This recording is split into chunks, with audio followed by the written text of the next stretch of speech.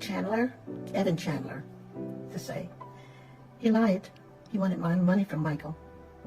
And Michael had mentioned that to me. And he said he was going to do something to him. Because he wanted money. I think he was making a movie or something like that. I believe that's what it was. But it was a big lie. And his son, Jordan, and Michael would go to their home. He was a friend of all of them. And this man did this to him. But Jordan Chandler his son knew that it wasn't true. So he came to Michael and told him, Michael, I'm sorry, what's going on? I know it's not true. So Michael told him, why don't you go and get on in the news and tell them so people wouldn't think the terrible thing about me. But he said, I can't do that. If I did that, my father would kill me. So and when the second accusation came out on Michael, and I think it was 04 or 03, one or the other, and the trial was in 05, Jordan wanted to be a witness on Michael's side. But then a lawyer had told him that if you do that, the insurance company that paid you the money will make you all pay it all back. I didn't feel that George should have been able to pay it back because he was only a child. His father made him do it. But since Michael's been dead, Jordan came. It's been in the papers. I don't know. A lot of people didn't read it because only the small, you know how they do.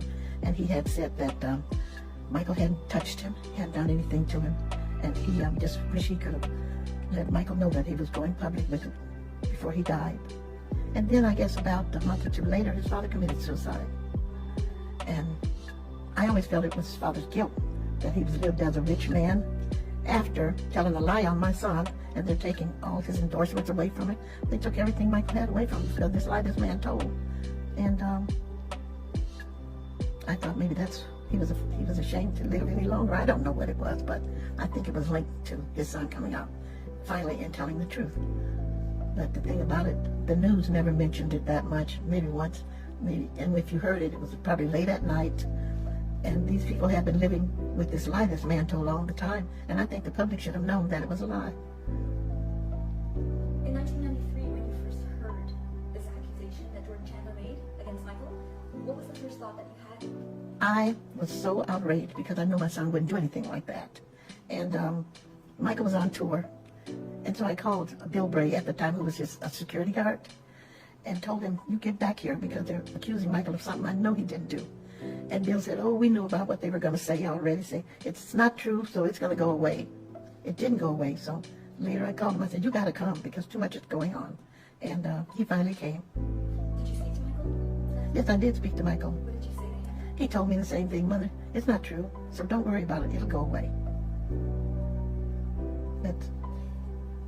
And then, when it was in the news that the boy was paid $21 million for settlement, what were your thoughts? Oh my God, I was so upset.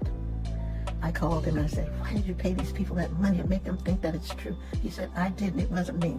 He said, the lawyer said that would be best for me to do because here I'm out here on tour and it would be a big thing. And I guess they thought I shouldn't think about what I guess they thought, but I guess his tour wouldn't have gone so well.